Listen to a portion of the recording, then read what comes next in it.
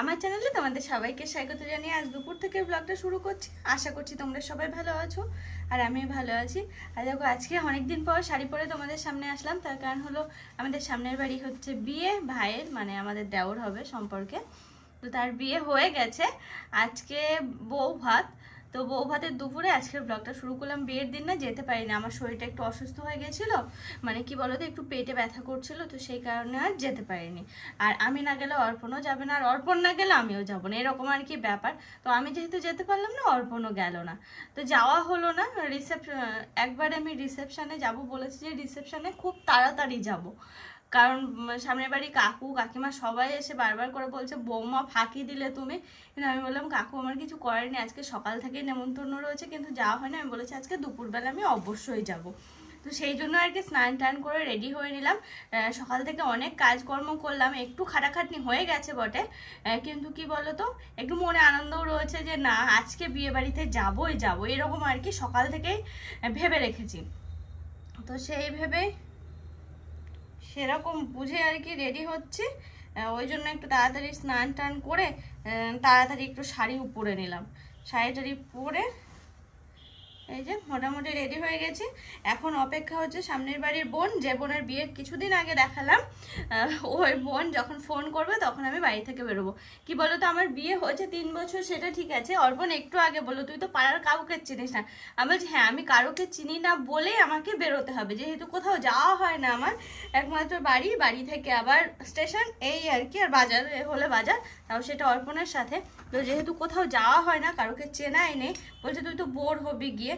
আমি বলছি না বোর হবো না, আর আমার চেনার জন্যই আমার যাওয়ার দরকার। আর সামনের বাড়ি বোনের সঙ্গে যাব, ওকে বলে রেখেছি ফোন করার জন্য, যে ও বেরোলে যেন আমাকে ফোন করে। বলছে হ্যাঁ বৌদি সকালবেলা বলে দিয়েছে, বৌদি এই টাইমে যাব, তো রেডি হয়ে নেবে, তারপরে আমি ফোন করে নেব বেরোনোর সময়। আমি ঠিক আছে, সেই বুঝে আমি রেডি হওয়া শুরু করেছি, দেখি এখন কখন ফোন করে।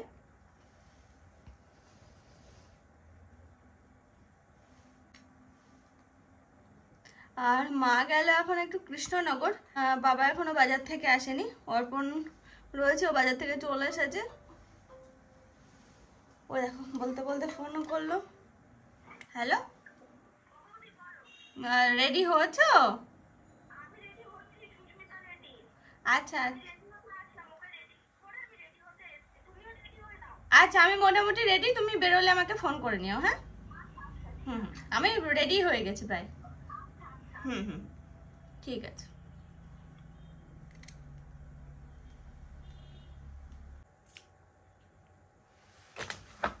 চলো, হ্যাঁ মোটামুটি রেডি হয়ে গেছি, আর বেশি কিছু করব না।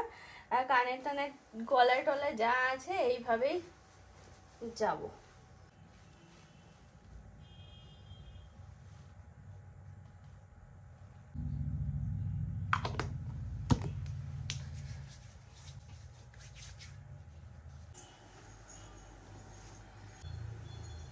এই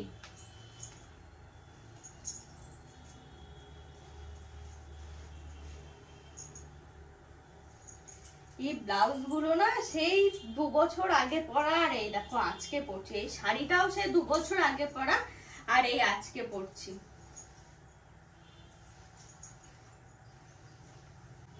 পরছে, আর অর্পণকে বলছে এখন আর চকচকে শাড়িগুলো পরাই হয় না, যেন ইচ্ছাই করে না। তো অর্পণ বলছে তাহলে কি করে যাবে, বলছে সেটাই তো, এক গাদা শাড়ি, সব চকচকে শাড়ি, কি যে করি।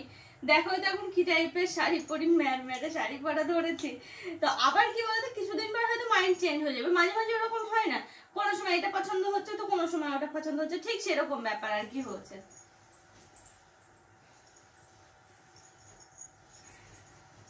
কেমন লাগছে আজকের লুকটা অবশ্যই কিন্তু তোমরা জানাতে ভুলো না। এই দেখো শাড়িটা পরে আশা করি তোমাদের পছন্দ হয়েছে, কারণ এই টাইপের শাড়ি অনেকদিন হলো পরা হয় না।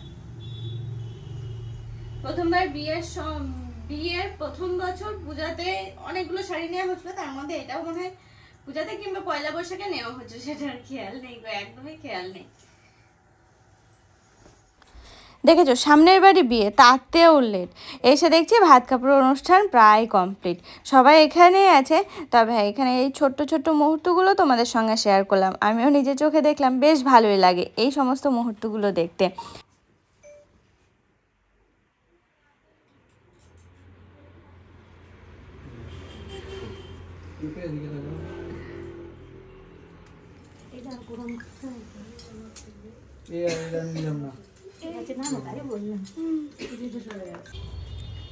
ভাত কাপড়ের অনুষ্ঠান হয়ে গেছে, খাওয়া দাওয়া দূরে থাকে, এখন হচ্ছে ফটো তোলার ধুম লেগেছে, মানে সবার, আমাদের থেকে শুরু করে সবাই। তো সবাই আমরা এখানে দাঁড়িয়ে দাঁড়িয়ে ফটো তুললাম অনেকগুলো, তারপরে খাওয়া দাওয়া। কেমন লাগে না? আমরা আজ 3টে পর্যন্ত গেছি, বুঝিয়ে 4টার সময় বাড়ি এসেছি। সবাইকে একসাথে নিয়ে না, সবাই না, ওরা আগে চলে এসেছিল, আমরা বাইকে এসেছি।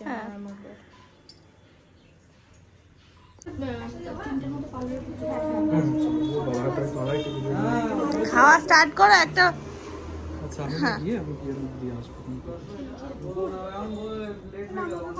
এই সৌম্য, ওদেরকে একটু পারলে একটু বাইরে নিয়ে গিয়ে শুট করিয়ে নিস কয়েকটা, একটু খাবার এখানে তো নিতে পারবে না। তুমি এটা একবারে ইয়ে তো করে নেবো, পোস্ট ইয়ে করে নেবো পরে হ্যালো বলছি, তুমি ঠিক আছে বসো ওখানটায়, দিয়ে একবারে তুমি করিয়ে নিয়ে 5টা 25-এর ট্রেনটা ধরে নিও, ঠিক আছে? ওরা তুমি তো আলু খেতে ভালোবাসো, আলু দিয়ে শুরু করে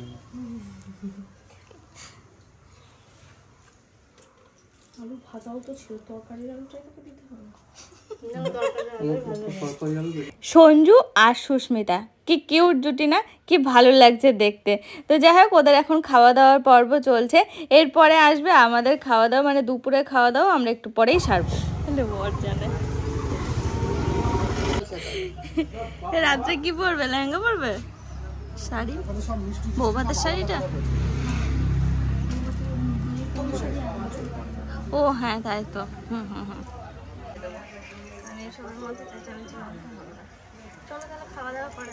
হ্যাঁ, আমি কি ধরবো?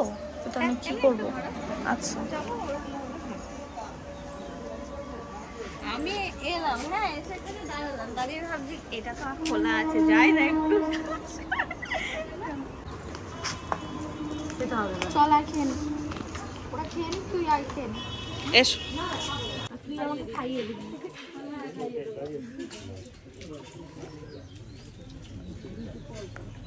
এই সবার খাওয়া হয়ে যায়। দেখো দেখো, বাড়ির লোকই খেতে। আমার বর যাতে যেতে বলেছিলাম, হয়নি গো, যেতে পারি না, আমি একটু অসুস্থ হয়ে গেছিলাম ওই জন্য। এখানে আসলে না, বলছিলাম বাইকে এইটুকু তো, আমরা তো সব বাইকে গিয়েছিলাম। হ্যাঁ এসেছে অনেকক্ষণ হলো, হ্যাঁ ওই সাইডে ছিল,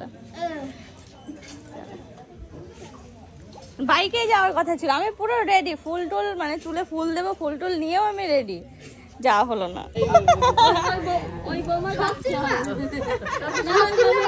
তুমি যদি সব চিনে দেবে, আমরা তোমাকে কি চিনাবো? আমাদের এই বাড়ির যে সমস্ত প্রতিবেশী আছে, প্রত্যেকটা মানুষ এত ভালো, মানে কথায় বা মুখে প্রকাশ করার না, সত্যি সবার প্রতিটা মানুষ খুবই ভালো। এই তো অনেক জল দে দিদি,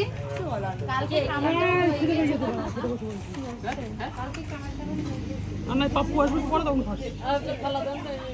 কি এটা কি জিনিস? অল্প করে দাও, অনেক দিয়ে ভালো। ব্যাস দেখো দুপুরে যে সমস্ত অনুষ্ঠান থাকে সেগুলো সব কমপ্লিট হয়ে গেছে। এখন নতুন বউ, তারপরে সঞ্জুর বোন আর যারা যারা সব সাজার কথা, সবাই এখন পার্লারে যাচ্ছে সাজুগুজু করতে, কারণ রিসেপশনের জন্য সব রেডি হতে হবে। ওই এখন 3টে 3:30 মতো বাজে, রেডি হতে হতে 3-4 ঘন্টা তো টাইম লেগেই যায়, মানে ওদিকে সন্ধ্যা হয়ে যাবে। তো এখন সবাই বেরোচ্ছে পার্লারের উদ্দেশ্যে সাজুগুজু করতে। আর দেখো সুস্মিতা কি কিউট, কি হাসি খুশি একটা মেয়ে, খুব ভালো লেগেছে আমার।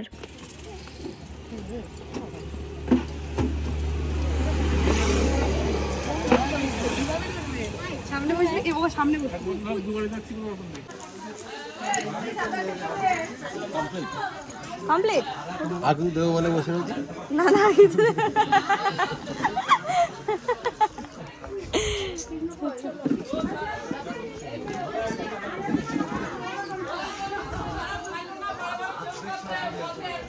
বাড়িকে হাত দিয়ে হো ভগবান, হাত ধরে যা। এই মা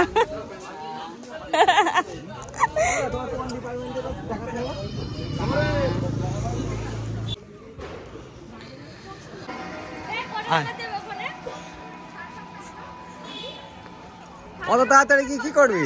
হাজার উপর ডিপেন্ড করছে না তো। হ্যাঁ অত তাড়াতাড়ি কি করবি? আজকে আমিও যাবো তাড়াতাড়ি, আগের দিন নিয়ে যাবো নি। আমি তো যাবো না।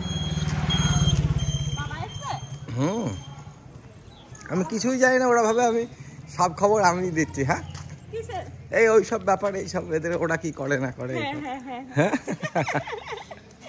চলো তাহলে বিয়ে বাড়ি কেন যাসনি?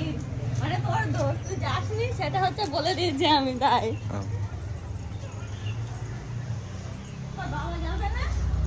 না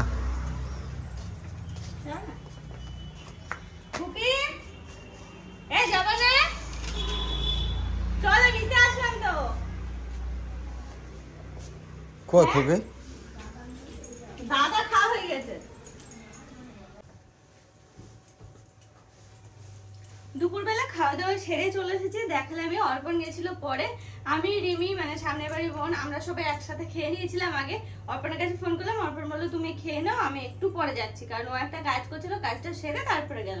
আমাদের জাস্ট খাওয়া কমপ্লিট হয়ে মানে খাওয়া কমপ্লিট করে উঠলাম, ঠিক সেই মুহূর্তে ও গেল। তারপরে ও খাওয়া দাওয়া সেরে নিল, তারপরে একসাথে আমরা বাড়ি আসলাম। দুপুরবেলা ভাত খাবার অনুষ্ঠানটা শেষ হয়ে গেছিল, যেহেতু আমার ওই যে বললাম না পাড়ায় সেরকম ভাবে যাওয়া হয় না, তো আমি তো রেডি হয়ে গেছিলাম। বোন রেডি হতে একটু দেরি হয়েছে, ও বললো বৌদি তুমি যাও, ওদের অনুষ্ঠান শুরু হয়ে গেছে, আমি যাচ্ছি একটু পরে, মানে রেডি হয়ে নিয়ে তারপরে রেডি হতে একটু দেরি হয়েছিল। আমি বললাম আমি তো একা একা কাউকে কিছু চিনবই না, বলছে ঠিক আছে তাহলে আমি ডেকে নিয়ে যাচ্ছি। নিয়ে আমি রাস্তায় গিয়ে দেখলাম যে না ওদের এই গেটটা খোলা আছে, আমি একা একাই গেলাম। তারপরে গেল বোন, তো গিয়ে দেখছি যে না অনুষ্ঠান মোটামুটি কমপ্লিটের মুখে, ফটোশ্যুটটা শুধু বাকি রয়েছে, তো সেটাই হচ্ছে। ফটোশ্যুট করে ওরা গেল হচ্ছে সাজতে, পার্লারে গেল, আর আমরাও চলে আসলাম পরে। তো চলো হ্যাঁ, আজকের ব্লগটা তোমাদের কেমন লাগলো অবশ্যই জানাতে ভুলো না। আশা করি তোমাদের ভালো লেগেছে। ভালো লেগে থাকলে আমার চ্যানেলটিকে অবশ্যই করে সাবস্ক্রাইব করো। আর নেক্সট ব্লগ তো বউ ভাতের ব্লগ, কেমন কি সাজি, কোন শাড়িটা পরি বলো তো, সেটাই তো বুঝতে পারছি না কোনটা পরা যায়, তো দেখা যাক। তো যেটাই হোক তোমাদের সঙ্গে তো সবকিছু শেয়ার করবো। তোমরা অবশ্যই জানিও আজকের এই ছোট্ট একটা ব্লগ তোমাদের কেমন লাগলো। আর নেক্সট ব্লগ অবশ্যই আসছে, সেটার জন্য একটু অপেক্ষা করতে হবে, সেটা তোমাদের সঙ্গে শেয়ার করছি কালকে।